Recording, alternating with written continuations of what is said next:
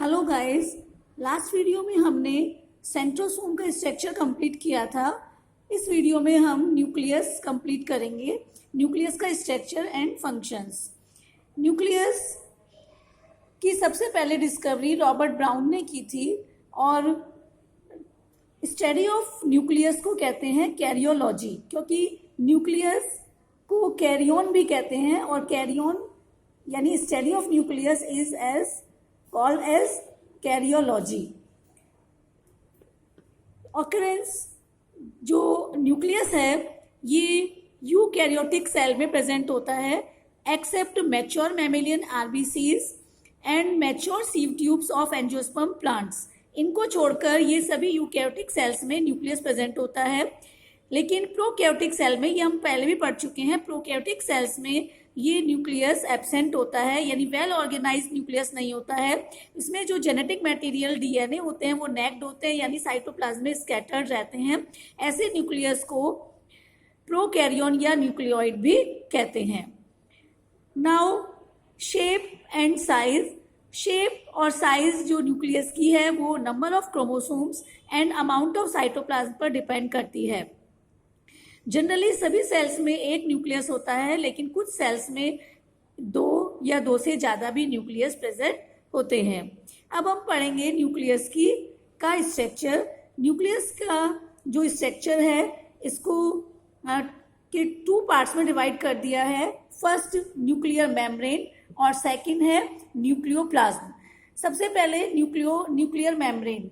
ये nuclear membrane है, ये न्यूक्लियस के चारों ओर जो न्यूक्लियर मेम्ब्रेन है ये 2 यूनिट मेम्ब्रेन से बाउंडेड रहती है। ये आउटर न्यूक्लियर मेम्ब्रेन है और ये इनर न्यूक्लियर मेम्ब्रेन कहलाती है। आउटर न्यूक्लियर मेम्ब्रेन ये एंडोप्लाज्मिक रेटिकुलम, ये निकल रही है ये एंडोप्लाज्मिक रेटिकुलम से अटैच रहती है।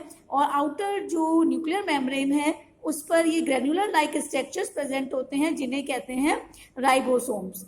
न्यूक्लियर मेम्ब्रेन, दोनों न्यूक्लियर मेम्ब्रेन के बीच में यहाँ एक स्पेस प्रेजेंट होता है जिसे कहते हैं पेरी न्यूक्लियर मेम्ब्रेन।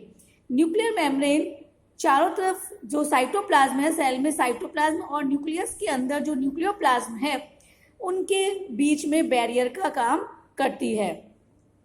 जहाँ पर दोनों न्यूक्लियर मेम्ब्रेन फ्यूज होती है वहाँ पर एक पोर लाइक स्ट्रक्चर प्रेजेंट होता है, इसे कहते हैं न्यूक्लियर पोर कहते हैं। और न्यूक्लियर पोर ये साइटोप्लाज्म और न्यूक्लियस के बीच सब्सटेंसेस जैसे कि आरएनए, प्रोटीन, इनके ट्रांसपोर्टेशन को कंट्रोल करने का वर्क करती है।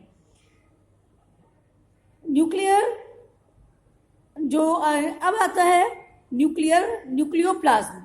न्यूक्लियर मेम्ब्रेन के चारों तरफ ये यहाँ पर जो भी ग्राउंड सब्सटेंस फिल होता है इसे कहते हैं न्यूक्लियर शेप या न्यूक्लियोप्लाज्म कहते हैं। और न्यूक्लियोप्लाज्म में दो स्ट्रक्चर्स प्रेजेंट होते हैं। ये स्फेरिकल स्ट्रक्चर्स ये कहलाते हैं न्यूक्लियोलस कहलाते हैं। और दूसरे ये सब्सटेंस जो क्रोमेटिन नेट है ये कहलाता है क्रोमोसोम्स या क्रोमेटिन नेट लाइक स्ट्रक्चर कहलाता है। तो सबसे पहले हम पढ़ रहे हैं न्यूक्लियोलस का स्ट्रक्चर।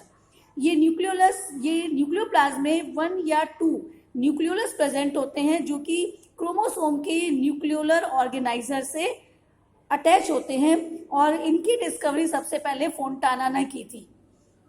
ये जो न्यूक्लियोलस हैं ये न्यूक्लियर मेम्ब्रेन लेस स्ट्रक्चर है, यानी इन पर कोई न्यूक्लियर या कोई मेम्ब्रेन नहीं होती, मेम्ब्रेन लेस स्ट्रक्चर होते हैं। और ये आरएनए और प्रोटीन के बने हुए होते हैं। और इनका जो मेन फंक्शन है ये होता है राइबोसोमल आरएनए का फॉर्मेशन करना। और ये राइबोसोमल आरएनए प्रोटीन सिंथेसिस में हेल्प करते हैं। तो इसलिए जो न्यूक्लियोलस है इसका मेन फंक्शन होता है प्रोटीन सिंथेसिस में हेल्प करना।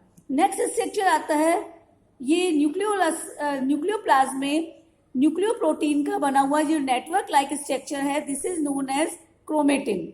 और ये क्रोमेटिन जब सेल डिवाइड नहीं हो रही है उस समय तो ये क्रोमेटिन मटेरियल ये एक नेट की तरह दिखाई देता है, लेकिन जब सेल डिवीजन होता है उस समय ये जो क्रोमेटिन मटेरियल है ये क्रोमोसोम्स की फॉर्म में दिखाई देता है, क्रोमोसोम्स में बदल जाता है और क्रोमोसोम्स की फॉर्म में दिखाई देता है। और ये क्रोमोसोम्स डीएनए, आरएनए और बेसिक प्रोटीन के बने होते हैं, जिसे हम दो तरह के भी बेसिक प्रोटीन होते हैं, histone protein and non histone protein. तो इस तरह से जो न्यूक्लियर प्रोटीन मटेरियल या क्रोमोसोम्स है वो डीएनए, आरएनए और histone and non histone protein से बने हुए होते हैं। नेक्स्ट वीडियो में अब हम पढ़ेंगे क्रोमोसोम्स का स्ट्रक्चर। Thank you.